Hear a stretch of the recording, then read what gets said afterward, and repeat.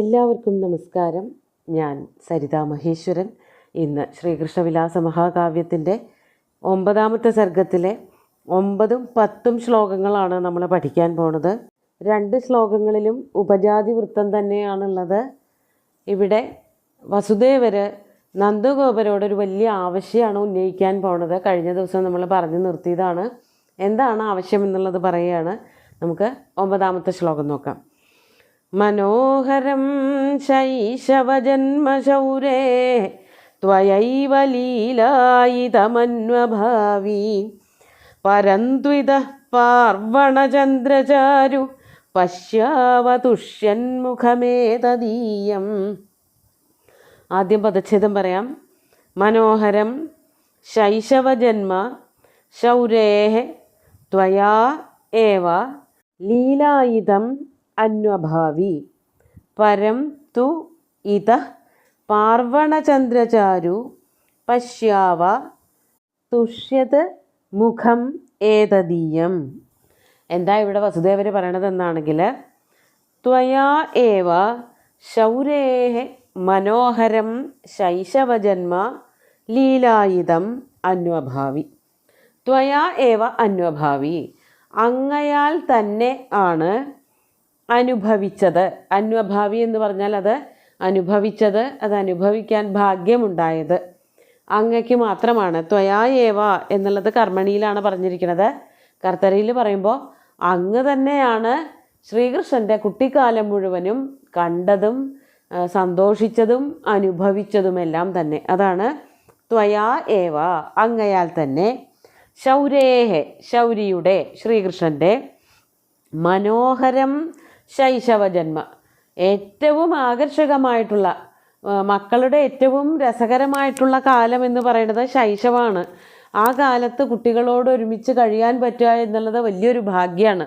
പലപ്പോഴും മനുഷ്യർ അതൊക്കെ വേണ്ടെന്ന് വെച്ചിട്ട് പല നാടുകളിലേക്കൊക്കെ പോണത് അവർക്ക് നഷ്ടം എന്ന് തന്നെയുള്ളൂ. അവരവരുടെ കുട്ടികളുടെയെങ്കിലും ശൈശവം കാണാനും അനുഭവിക്കാനുമൊക്കെ ഭാഗ്യം ഉണ്ടാവണം. അതിനായിട്ട് നമ്മൾ അതിൻ്റെ പ്രാരബ്ധങ്ങളൊക്കെ ഉണ്ടാവുമെങ്കിലും അതിൽ സന്തോഷം കണ്ടെത്താനും പറ്റണം. വസുദേവർക്ക് അത് സാധിച്ചില്ല. വസുദേവരുടെ പുത്രനാണ്, വസുദേവരുടെ പുത്രനായിട്ടാണ് കൃഷ്ണൻ ജനിച്ചതെങ്കിലും വസുദേവർക്ക് തൻ്റെ കൂടെ താമസിപ്പിക്കാൻ കഴിഞ്ഞില്ല ശ്രീകൃഷ്ണനെ. ആ ഭാഗ്യം മുഴുവനും ഉണ്ടായത് നന്ദഗോപർക്കാണ്. നന്ദഗോപരുടെ കൂടെയായിരുന്നു കുട്ടിക്കാലം മുഴുവനും ശ്രീകൃഷ്ണൻ ചെലവഴിച്ചത്. ആ വികൃതികളുള്ളതും കളികൾ നടത്തിക്കൊണ്ടിരിക്കുന്നതും വെറുതെ എല്ലാവർക്കും അറിയാമെന്ന് ഉണ്ടെങ്കിൽ പോലും പറ്റിക്കണ പോലെ അഭിനയിക്കണതും അങ്ങനെ ഉറങ്ങണതും ഉണരണതും എല്ലാം കൗതുകം തോന്നുന്ന ഒരു കുട്ടിക്കാലം ഉണ്ടല്ലോ, ആ കുട്ടിക്കാലം മുഴുവനും അനുഭവിച്ചത്, ആനന്ദിച്ചത് അങ്ങല്ലേ. അതാണ് മനോഹരം ശൈശവജന്മ ലീലായുധം. ലീലായുധം എന്ന് പറഞ്ഞാൽ വളരെ ലളിതമായിട്ട് കളിയായിട്ട് കഴിച്ചു കൂട്ടിയ ഒരു കാലം ഉണ്ടല്ലോ. ശ്രീകൃഷ്ണൻ്റെ ബാലലീലകൾ മുഴുവനും തന്നെ, ശൈശവകാലത്തെ ആ സന്തോഷങ്ങൾ മുഴുവനും തന്നെ അങ്ങാണ് അനുഭവിച്ചത്.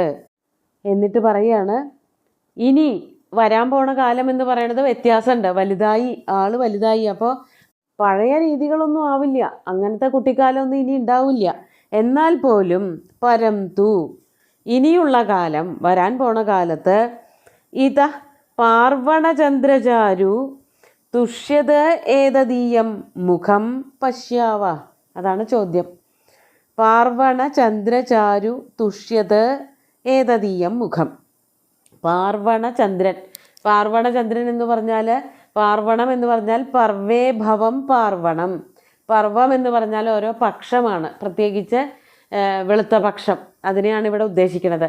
വെളുത്ത പക്ഷത്തിൽ ഉയരുന്ന ചന്ദ്രനെ പോലെ, പൗർണമി തിങ്കൾ, അങ്ങനെയുള്ള പൂർണ്ണചന്ദ്രനെ പോലെയുള്ളതായ സുന്ദരമായ, എല്ലാവർക്കും സന്തോഷം നൽകുന്നതായ, തുഷ്യത്, അങ്ങനെയുള്ളതായ ഏതദീയം മുഖം, ഇവൻ്റെ മുഖം. ഇവൻ്റെ ശ്രീകൃഷ്ണനെ ചൂണ്ടിക്കാണിച്ചുകൊണ്ട് വസുദേവർ പറയാണ്, ഈ ബാലകൻ്റെ മുഖം പശ്യാവ. പശ്യാവ എന്ന് പറഞ്ഞാൽ എന്താണ്? അവിടുത്തെ ആ ക്രിയ കൊണ്ട് നമുക്ക് മനസ്സിലാക്കാൻ പറ്റും, അവിടെ ദ്വിവചനാണ്. കാണുകയല്ലേ എന്നാണ് ചോദിക്കുന്നത്. ആരോടാ ചോദിക്കണത്? നന്ദഗോപരോട് ചോദിക്കുകയാണ്. കാണുകയല്ലേ എന്ന് ചോദിച്ചാലോ, നമുക്ക് രണ്ടുപേർക്കും കാണുകയല്ലേ എന്ന്. അതാണ് ഏറ്റവും ഉദാത്തമായിട്ടുള്ളൊരു ചോദ്യം. അതായത് കുട്ടിക്കാലം മുഴുവനും അങ്ങ് അനുഭവിച്ചു, അതിൻ്റെ സൗന്ദര്യം മുഴുവനും നന്ദഗോപരും യശോദയും കൂടി തന്നെ അനുഭവിച്ചു. ഇനി വരാൻ പോണ കാലത്ത്, ഈ കാലം എന്ന് പറയുന്നത് വ്യത്യാസമുള്ള കാലമാണ്. പഴയ പോലത്തെ കളിച്ചിരികളൊന്നും അല്ല ഉണ്ടാവുക എങ്കിൽ പോലും ഈ സുന്ദരമായിട്ടുള്ള മുഖം കണ്ടെങ്കിലും ഇരിക്കരുതേ നമുക്ക് എന്ന് ചോദിക്കുമ്പോൾ വസുദേവർക്ക് മാത്രം കാണാലോ, അല്ലെങ്കിൽ വസുദേവർക്കും ദേവകിക്കും കൂടി കാണാലോ എന്നല്ല ഉദ്ദേശിക്കുന്നത്. പിന്നെ എന്താണ് ഉദ്ദേശിക്കുന്നത്? നമുക്ക് കാണരുതേ, നമുക്കായിക്കൂടെ അങ്ങനെ. അതായത് നന്ദഗോപരോടും യശോദയോടും ഇവിടേക്ക് വരാൻ പറയാണ്. മധുരാപുരിയിലെ രാജധാനിയിൽ ഇരുന്നു കൊണ്ട് ശ്രീകൃഷ്ണനെ ഒരുമിച്ച് നമുക്ക് കാണാലോ, എന്തിനാ അങ്ങ് തിരിച്ച് അമ്പാടിയിലേക്ക് പോണത് എന്നുള്ളതാണ് അവിടെ ചോദ്യം. അത്രയ്ക്ക് വിശാല മനസ്കനാണ് വസുദേവർ. അല്ലെങ്കിൽ സ്വാഭാവികമായിട്ട് ഏതൊരച്ഛനും അമ്മയും ചിന്തിക്കുക എന്താവും, ഇത്രയും കാലമൊക്കെ നിങ്ങൾക്ക് കിട്ടിയില്ലേ, ഇനി ഞങ്ങൾക്കായിക്കോട്ടെ, ഇനി ഞങ്ങൾക്ക് കാണാലോ, ഞങ്ങളുടെ അല്ലേ മകൻ എന്നൊക്കെ ഒരു അസൂയയോടോ കുശുമ്പോടൊക്കെ കൂടി ചിന്തിക്കേണ്ട ഒരു അച്ഛനാണ് ഇങ്ങനെ പറയണത്. അവിടെ ആ പരിപൂർണമായിട്ടുള്ള കൃതജ്ഞതയാണ് വീണ്ടും പ്രകാശിപ്പിക്കുന്നത്. എൻ്റെ മകനാണ്, അതായത് വസുദേവരുടെ മകനാണ് എന്നുള്ളത് അറിഞ്ഞിട്ടൊന്നുമല്ല എങ്കിൽ പോലും ഇത്ര ഭംഗിയായിട്ട് ഒരു പുത്രനെ ഒരു പോറലും ഏൽപ്പിക്കാതെ ഒരു ദുഃഖങ്ങളും അറിയിക്കാതെ വളർത്തിക്കൊണ്ടു വന്നൂലോ, ഇനി അങ്ങായിട്ട് എന്തിനാ തിരിച്ചു പോണത്? ഇവിടെ നിന്നാൽ പോരെ. അന്നത്തെ കാലം, അതായത് അമ്പാടിയിൽ ഉണ്ടായിരുന്ന കാലം പോലത്തെ കാലം ആവില്ല എങ്കിൽ പോലും കൃഷ്ണനെ കണ്ട് ഇവിടെ സന്തോഷത്തോടു കൂടി കഴിയരുതേ എന്നുള്ളതാണ് വസുദേവരുടെ ചോദ്യം. അതാണ് പാർവണചന്ദ്രചാരു തുഷ്യത്, സന്തോഷം നൽകുന്നതായിട്ടുള്ള ഏതദീയം മുഖം, ഇവൻ്റെ ഈ സുന്ദരമായിട്ടുള്ള മുഖം, ശ്രീകൃഷ്ണൻ്റെ ആ മുഖം എന്ന് പറഞ്ഞാൽ മുഖം കാണുക എന്നുള്ളത് കൊണ്ട് ഒരുമിച്ച് ജീവിക്കുക എന്ന് തന്നെയാണ് അർത്ഥം. അങ്ങനെ കണ്ട് ഇവിടെ കഴിയരുതേ എന്നുള്ള ചോദ്യമാണ് ഏറ്റവും അടുത്ത സുഹൃത്തായ നന്ദഗോപരോട് വസുദേവർ ചോദിക്കുന്നത്. നമ്മളെല്ലാവരും ആഗ്രഹിക്കുന്ന ഒരു ചോദ്യമാണ്. എന്തുകൊണ്ടാണ് അങ്ങനെയൊന്നൊരു ചോദ്യം വരാഞ്ഞത്? എന്തുകൊണ്ടാണ് വസുദേവരോടൊപ്പം പിന്നെ നന്ദഗോപര് വന്ന് താമസിക്കാഞ്ഞത് എന്നൊക്കെ പലതവണ നമ്മുടെ എല്ലാവരുടെയും മനസ്സിൽ കൂടെ ചോദ്യങ്ങൾ പോയിട്ടുണ്ടാവും. ഇത്രയും കാലം ഒരുമിച്ച് ജീവിച്ചിരുന്ന ഒന്നാണെന്ന് കരുതിയിരുന്ന നന്ദഗോപരും ശ്രീകൃഷ്ണനും വേർപെട്ടിട്ട് അങ്ങോട്ട് പോയതിന് ശേഷം പിന്നെ കാണണമെന്നില്ല. പക്ഷേ ഇവിടെ അങ്ങനെയല്ല. അതാണ് നമുക്കെല്ലാവർക്കും സന്തോഷം തരുന്നതായിട്ടുള്ളൊരു ചോദ്യം വസുദേവര് നന്ദഗോപരോടായിട്ട് ചോദിച്ചു എന്ന് പറഞ്ഞത്. അതിനെപ്പറ്റി ഒന്നുകൂടി വിസ്തരിച്ച് അടുത്ത ശ്ലോകത്തിൽ പറയുകയാണ്. 10ാമത്തെ ശ്ലോകം നോക്കൂ. പതിവ്രതാനാം പ്രഥമാ യശോദ ത്വഞ്ചത്രിലോകീ മഹനീയ കീർത്തി ഉഭൗ സമാഗത്യ പുരേ വസന്തൗ പുരേവ പുത്രം പരിപാലയേതം. ആദ്യം പദച്ഛേദം പറയാം. പതിവ്രതാനാം പ്രഥമാ യശോദ ത്വം ച ത്രിലോകീ മഹനീയ കീർത്തി ഉഭൗ സമാഗത്യ പുരേ വസന്തൗ പുരാ ഇവ പുത്രം പരിപാലയേതം. വസുദേവര് നന്ദഗോപരെയും യശോദയെയും പറ്റി പറയുകയാണ്. യശോദ പതിവ്രതാനാം പ്രഥമ. യശോദ എന്ന് പറഞ്ഞ ആ സ്ത്രീരത്നമുണ്ടല്ലോ, ആ സ്ത്രീരത്നം പതിവ്രതകളിൽ വെച്ച് പതിവ്രതയാണ്. ഇങ്ങനെ ഒരു പതിവ്രതയായിട്ടൊരു സ്ത്രീയെ കാണാൻ വളരെ ബുദ്ധിമുട്ടാണ് ലോകത്തിൽ എന്നുള്ളത് കൊണ്ട് പറയാണ്. പതിവ്രതാനാം പ്രഥമ നാമ പ്രഥമഗണനീയ. പതിവ്രതകൾ ആരൊക്കെയാണെന്ന് പറയുമ്പോൾ ഒന്നാമതായിട്ട് എണ്ണേണ്ടത് യശോദ എന്ന് തന്നെയാണ്. വേറെ ആരെയും അത്രയ്ക്ക് ഉറപ്പായിട്ടും പറയാൻ കഴിയില്ല. അത്രയ്ക്ക് ഉത്തമയായിട്ടുള്ളൊരു സ്ത്രീ. ഇനി നന്ദഗോപുരം എന്ന് പറഞ്ഞാൽ ആരാണ്? ത്വം ച, അങ്ങാകട്ടെ, ത്രിലോകീ മഹനീയ കീർത്തി, 3 ലോകങ്ങളിലും പ്രഥിതമായ എല്ലാവർക്കും അറിയാവുന്നതായ കീർത്തികളോടുകൂടിയവനാണ്. അപ്പോൾ രണ്ടുപേരും പരസ്പരം കഴിവുകളെ കൊണ്ട് അല്ലെങ്കിൽ മാഹാത്മ്യങ്ങളെ കൊണ്ട് തല്ലൂടിക്കൊണ്ടിരിക്കുന്ന ആൾക്കാരാണ്. ഒരാൾക്കുള്ള ഗുണങ്ങളല്ല മറ്റൊരാൾക്കുള്ളത്. രണ്ടുപേരും ഗുണികളാണ്. അതാണ് ഇവിടെ പറയണത്. അങ്ങ് ലോകം മുഴുവനും പ്രസിദ്ധനായിട്ടുള്ള ഒരു ബാലകൻ്റെ അച്ഛനാണ് നന്ദഗോപര്. അമ്മയാകട്ടെ യശോദ എന്ന് പറഞ്ഞ സ്ത്രീയാകട്ടെ സ്ത്രീരത്നവും.